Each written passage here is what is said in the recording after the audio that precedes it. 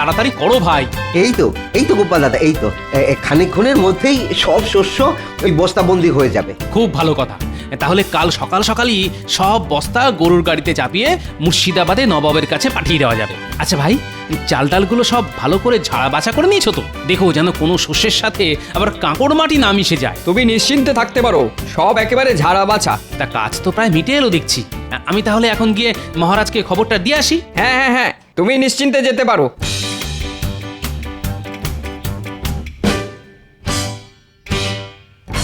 কিরে, কাজ শেষ? আর ঘন্টাখানেকের মধ্যেই হয়ে যাবে। শোন, কিছু বস্তায় শস্যের সাথে কাঁকড় মাটি নুড়ি ভেজাল মিশিয়ে দে। ভেজাল? ভেজাল মেশাবো কেন? তাতে কিছু শস্য বেঁচে যাবে, আর বেঁচে যাওয়া শস্যগুলো আমার বাড়িতে পাঠিয়ে দিবি। দেখো বোকার মতো কেমন দাঁড়িয়ে আছে দেখো। আরে এর জন্যে তোরা বকশিস পাবি। কিন্তু গোপাল দাদা যে বললো। আরে রাখ তোদের গোপাল দাদার কথা।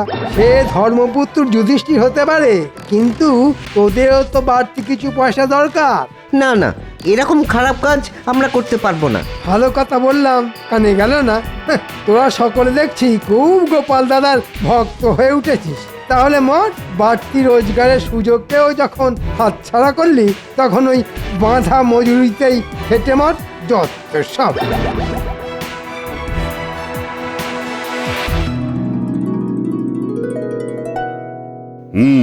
বুঝলে রানী, মাঠ থেকে শস্য কেটে নবাবের কাছে পাঠাতে মন্ত্রী এত গড়িমসি করছিল যে কি বলবো। ভাগ্যিস গোপাল সে দায়িত্ব নিল।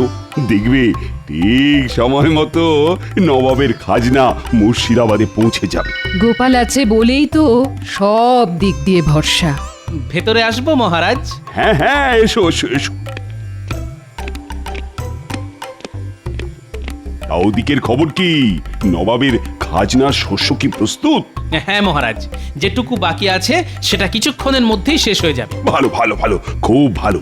তা কালকেই কি? হ্যাঁ মহারাজ, কাল সকালেই 1 ডজন গরুর গাড়ি মুর্শিদাবাদের দিকে যাত্রা শুরু করে দেবে। দেখেছো দেখেছো রানী, গোপালের কি পরিপাটি কাজ। দাও দাও দাও, ওকে একটু মিষ্টি আর শরবত দাও। আমি এক্ষুনি আনাবার ব্যবস্থা করছি।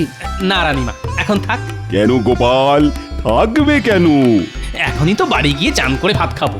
তবে একান্তই যদি খাওয়াতে চান, তাহলে কিছু মিষ্টি আর শরবত মাঠে পাঠিয়ে দিন। সকাল থেকে লোকগুলো বড্ড খেটে চলেছে রানীমা। গোপাল, তোমার মনের মধ্যে এত দয়া? দয়া নয় রানীমা, সামান্য একটু সহানুভূতি। আর এ সবই তো মহারাজের কাছ থেকে শেখা।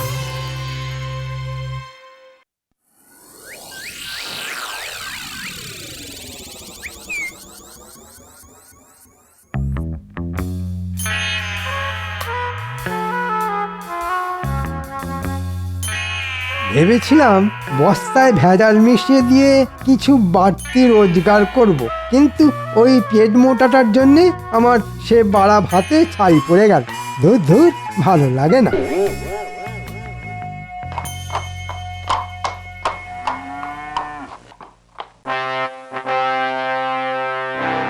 বল কি উজির, খাজনা এসে গেছে? হ্যাঁ হ্যাঁ হ্যাঁ হুজুর, এই ফাঁকে নিজের ঢাক নিজেই একটু বাজিয়ে নি।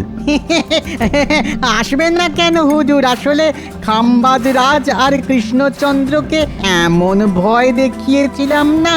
ভয় দেখিয়েছিলে? দারুণ ভয় দেখিয়েছিলাম। স্পষ্ট ভাষায় জানিয়ে দিয়েছিলাম যে নির্দিষ্ট সময়ের মধ্যে খাজনা না এসে পৌঁছলে মোটা রকমের জরিমানা করা হবে। বাবা বাবা বাবা বাবা, বহুত খুব বহুত খুব বহুত খুব। এই না হলে আমার উজির। হ্যাঁ তা উজির, ওই তুই সব চাল ডালগুলো রেখেছো কোথায়?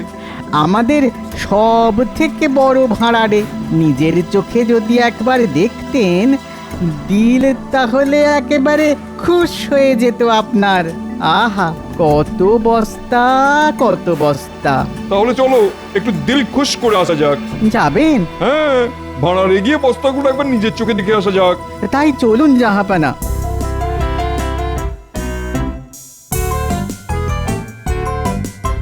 কি হে ভাড়ার রক্ষক, গেলে কোথায়? আরে আরে, কি সৌভাগ্য আমার! স্বয়ং স্বয়ং নবাব বাহাদুর এসেছেন। ভেতরে নিয়ে চলো তো দেখি। আসুন আসুন জাহাপনা।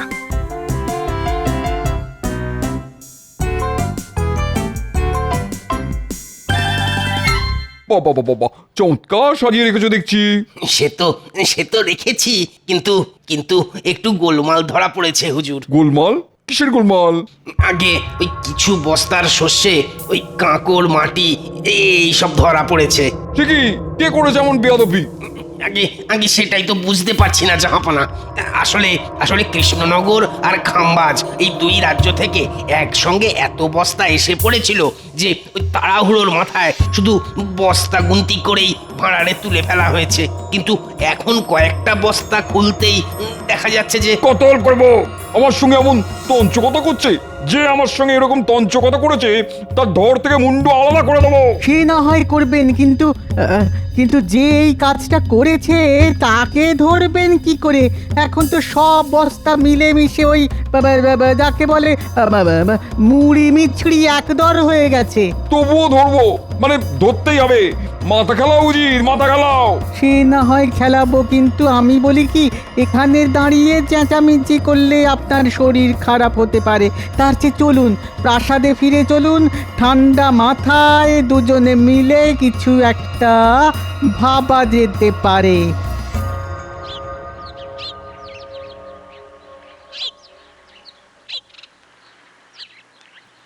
কি গোপাল, বাজার হয়ে গেল? আগে হ্যাঁ, হাতের থলিটা তো দেখছি বড্ড ছোট, তা কি কিনলে? ওই তো কটা আলু, একটা পুঁচকে বেগুন, সামান্য লাউ শাক আর কুচো মাছ। আমার কিন্তু এত কমে আবার হয় না। আমার রোজ গোটা মাছ চাই, টাটকা আনাজপাতি চাই। আসলে আমি তো আর তুমি নই। হ্যাঁ সে তো জানি, আর সেই জন্যই তো ওই বাঁ হাতের বাড়তি রোজগারের জন্য সারাক্ষণ ছোক ছোক করেন।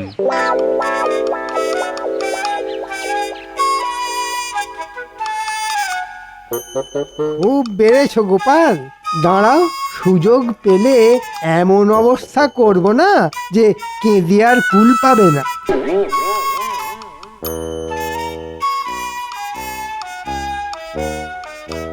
কি হলো উজির, মাথা থেকে কিছু বের হলো? চেষ্টা তো করেই যাচ্ছি হুজুর, কিন্তু কি করে বের হবে?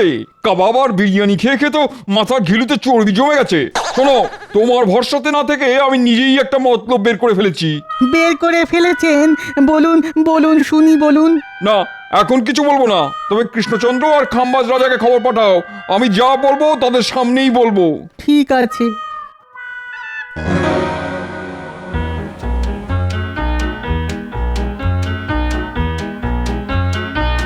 এই যে বুড়ো, একটু যাও তো। এই দুপুরবেলা কোথায় যাব প্রাণেশ্বরী? এই রাজবাড়িতে গিয়ে কুঁচো মাছের লাউ শাক চচ্চড়ি দিয়ে এসো। মহারাজ খেয়ে বলবেন কেমন রেঁধেছি আমি, অমৃত না গড়ল। দাও তাহলে, দিয়ে আসি।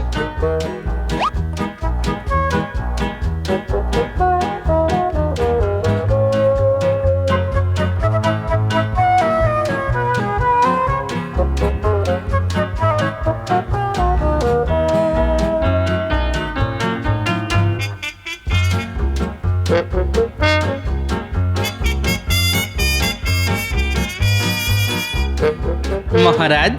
আরে গোপাল যে, কি খবর? না খবর কিছু নয়, আসলে আপনাদের বৌমা ওই কুঁচো মাছ দিয়ে একটু লাউ শাক চচ্চড়ি করেছে। মহারাজ যদি একটু খেয়ে দেখেন। ও মা, লাউ শাক চচ্চড়ি দাও দাও, আমি খাবো আমি। কিন্তু মহারাজ। উনি তো ভোরবেলাতেই মুর্শিদাবাদ চলে গেছেন। মুর্শিদাবাদ? কিন্তু কাল রাজসভাতে তো কিচ্ছুটি বললেন না। জানলে তো বলবেন। আসলে কাল রাতেই তো খবর পেলেন যে নবাব জরুরি তলব করেছেন। নবাবের জরুরি তলব? ব্যাপারটা কেমন যেন খটোমটো ঠেকছে। ঠিক আছে, বাটিটা রাখুন, খেয়ে বলবেন কেমন রেঁধেছে আমার গিন্নি।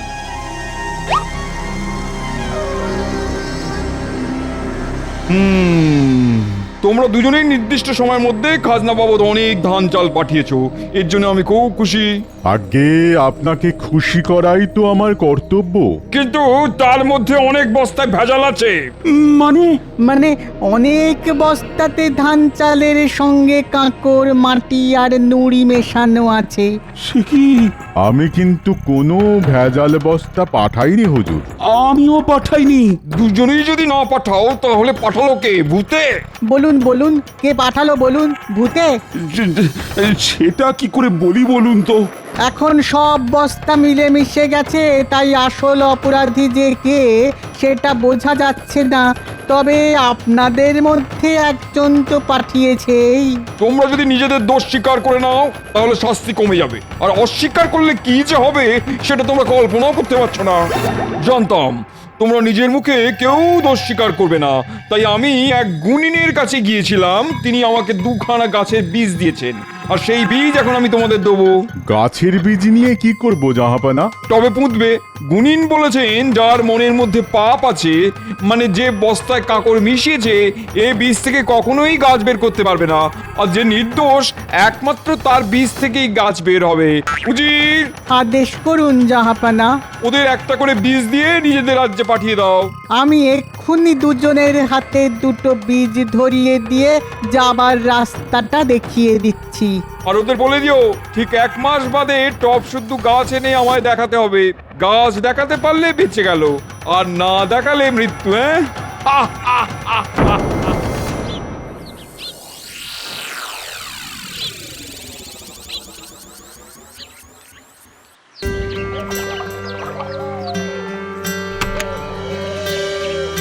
হে মা, বীজ থেকে যেন গাছ বের হয়। আমার মুখ রক্ষা করো মা। এত এত উতলা হচ্ছেন কেন? আহ, আপনি তো কোনো পাপ করেননি। দেখবেন বীজ থেকে গাছ ঠিক বের হবে। হ্যাঁ মহারাজ, দেখবেন নিয়ম মতো 2-4 দিনের মধ্যেই অঙ্কুর বের হবে। হলেই ভালো, আর না হলে? না হলে আপনার কি খুব আমোদ হবে মন্ত্রী মশাই? না না, আমোদ হবে কেন? মানে মহারাজের শাস্তি মানে তো আমাদেরই শাস্তি, তাই না মহারাজ?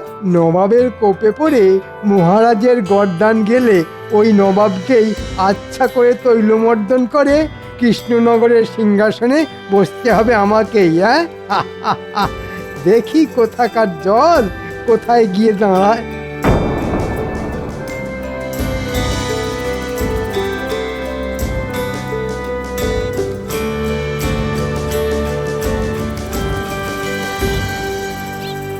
মহারাজ, আমাদের ডেকেছেন? আর ডেকেছেন? আমার তো সর্বনাশ হয়ে গেছে মন্ত্রী। 15 দিন হয়ে গেল। দেখো দেখো, এখনো বীজ থেকে অঙ্কুর বের হয়নি। তাই তো, এটা তো বড় চিন্তার কথা। এই মৌকায় গোপালকে পেঁচে ফেলতে হবে। আচ্ছা গোপাল, এবার তো বস্তা ভরার দায়িত্বে ছিলে তুমি।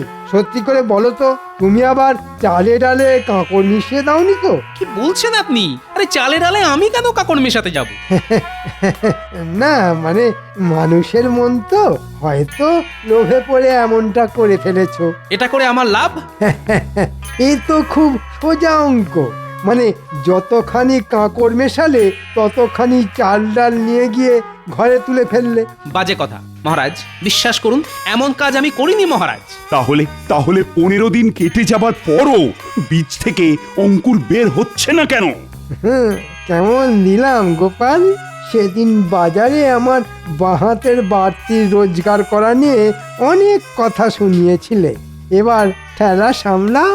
কি হলো গোপাল, তুমি তো এত কথা বলো, তা এখন চুপ করে আছো কেন? আমার মনে হয় বীজটা নিষ্ফলা, মানে বন্ধা। এই বীজ থেকে গাছ হবে না মহারাজ। কে আমার বীজ বিশারদ এলেন রে? অমনি ফট করে বলে দিলেন এটা নিষ্ফলা বন্ধা বীজ। বলি, বীজ আবার কখনো বন্ধা হয় নাকি? হয় মন্ত্রী মশাই, বীজকে নুন জলে 2-1 দিন ভিজিয়ে রাখলেই বীজ বন্ধা হয়ে যায়। নবাবের আর খেয়ে দে কাজ নেই, তিনি এত সব করতে যাবেন। আর তিনি এসব করতে যাবেনি বা কেন? হয়তো তার অন্য কোনো উদ্দেশ্য আছে। আর একটাও বাজে কথা নয়, আমি বেশ বুঝতে পেরেছি। এইসব কুকাজের মূলে হচ্ছে তুমি। উফ, আমার না মাথার চুল ছিঁড়তে ইচ্ছা করছে। কেন যে তোমার মতো একটা জোচ্চোরের হাতে আমি এই দায়িত্ব দিয়েছিলাম। মহারাজ, আমি এখনো বলছি আমি নির্দোষ। আবার কোথা? যাও যাও, এই মুহূর্তে দূর হয়ে যাও আমার চোখের সামনে থেকে। কি হলো, মহারাজের কথা তোমার কানে গেল না? যাও, চলে যাও।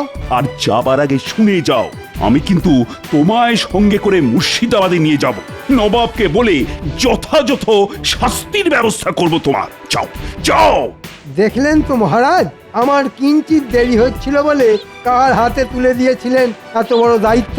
কি হলো মহারাজ, কিছু বলুন। আচ্ছা মন্ত্রী, গোপালের কথা মতো বীজটা কি সত্যি সত্যি নিষ্ফলা? মানে বিজ্ঞানীও এখনো কৃষ্ণনগরে নেই। সে থাকলে না হয় তাকে দিয়ে পরীক্ষা করিয়ে নেওয়া যেত। এখন এখন যে কি করি? এসব নিয়ে কোনো চিন্তা করবেন না মহারাজ, আরে আমি তো আছি, আপনার মুশকিল আসান। শুনুন, আমি এক বীজ বিশারদকে চিনি। হ্যাঁ, তাই নাকি? হ্যাঁ, সে যেন তেন প্রকারেণ এই বীজ থেকে ঠিক গাছ বের করে দেবে, আর সেই গাছ নিয়ে আপনি ড্যাং ডেঙিয়ে নবাবের কাছে গিয়ে নিজেকে নির্দোষ প্রমাণ করে আসবেন। তাহলে আর দেরি করছো কেন?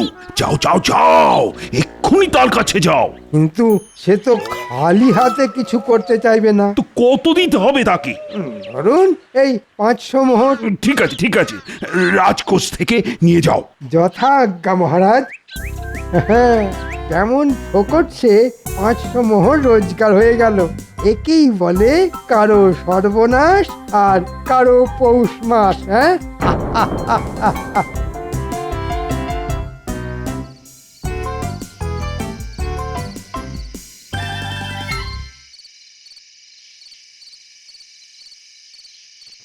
ভেতরে আসবো রানীমা? হ্যাঁ হ্যাঁ, এসো। আচ্ছা গোপাল, এসব কি শুনছি? তুমি নাকি? বিশ্বাস করুন রানীমা, আমি নির্দোষ। ওই মন্ত্রীর কথা শুনে সেটা আমিও বুঝতে পেরেছি, কিন্তু উপায়? আমি মহারাজকেও বলেছি, এখন আপনাকেও বলছি, নবাব কোনো বন্ধা বীজ দিয়ে মহারাজের সততা পরীক্ষা করতে চাইছেন। ওদিকে মন্ত্রী তো মহারাজের কাছ থেকে 500 মোহর নিয়ে একটা গাছ নিয়ে এসেছে। সেটা একবার দেখতে পারি? এসো আমার সঙ্গে। কি, কিন্তু লাউ গাছ।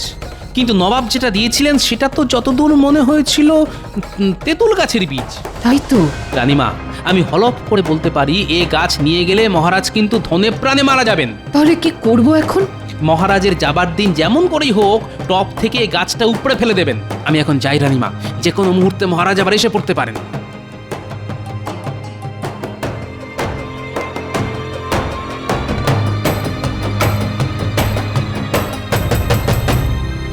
আসছি তাহলে রানী। সাবধানে যাবেন। কেন সাবধান কেন? আর তো বিপদের কোনো ভয় নেই। গোপাল আমার সাথে শত্রুতা করলেও মন্ত্রী তো আসল কাজটা করেই দিয়েছে। আমার টবে শুধু বীজ থেকে অঙ্কুরি বের হয়নি, লাউ গাছ যে লাখ লাখ লাখ লাখ করে বেড়ে উঠেছে। নবাব দেখবেন আর নির্দোষ বলে আমায় ছেড়ে দেবেন। কি আমার গাছ? হায় হায় হায়, এ তো টপ থেকে কেউ উপড়ে নিয়ে চলে গেছে। এখন এখন আমি কি করব? মন্ত্রী, ও মন্ত্রী, দেখো দেখো দেখো, টব আছে, গাছ নেই। তাই তো, কে করলো? কি করে বলবো? তাহলে কি হবে? কি আর হবে, আমার গর্দানটাই যাবে। তাতে আমার ভালো হবে, তোমার গর্দান গেলে রাজা হব আমি। হ্যাঁ, আমি বলছি যা হয়েছে তাতে হয়তো আপনার আমার সকলের ভালোই হবে। যান, ওই খালি টব হাতে করে নবাবের কাছে যান। আরে খালি হাতে গেলে তোমার মাথার সিঁদুর, হাতে শাঁখা পলা সব যে চিরকালের মতো খালি হয়ে যাবে রানী। তবুও বলছি, নির্ভয়ে গিয়ে সত্যের মুখোমুখি দাঁড়ান। তাহলে যাই। কিন্তু কিন্তু গোপাল কোথায়? ওকে আমি ছাড়বো না। তাই তো ওকে ধরে এনে রথে দাঁড় করিয়ে রেখে দিয়ে এসেছি। পালাবার কোনো পথ নেই, কারণ রক্ষীরা ওকে পাহারা দিচ্ছে।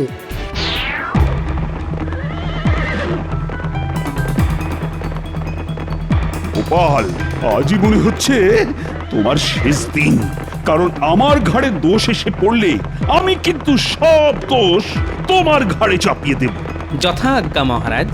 তবে একটা কথা, যা ঘটেছে সেটাই বলবেন, কারণ চিরকাল সত্যেরই জয় হয় মহারাজ। এই তুমি থামাতা।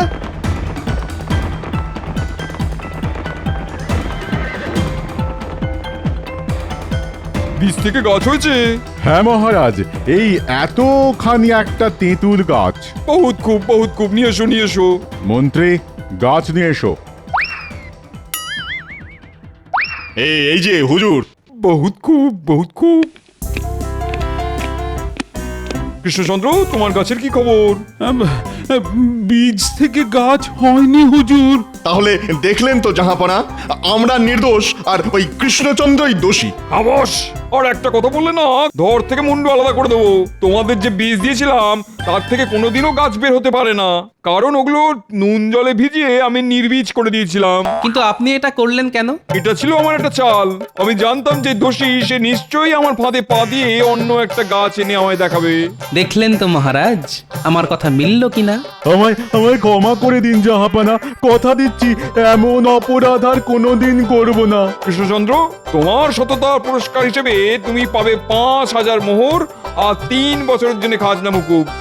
আসলে আমিও আমার মন্ত্রীর কথায় আপনার পাতা ফাঁদে পা দিতে যাচ্ছিলাম, কিন্তু গোপালের জন্যে আমি রক্ষা পেলাম। যা, এবারেও আমে দুধে মিশে গেল। গোপাল, ও গোপাল, আমি না বুঝে তোমায় সন্দেহ করেছিলাম। আমায় তুমি ক্ষমা করে দাও গোপাল। আমার কি হবে জাহাপানা? কি হবে? মুন্ডু না নিলেও তুমি আর তোমার মন্ত্রী যাবে কারাগারে। হ্যাঁ নয় হ্যাঁ।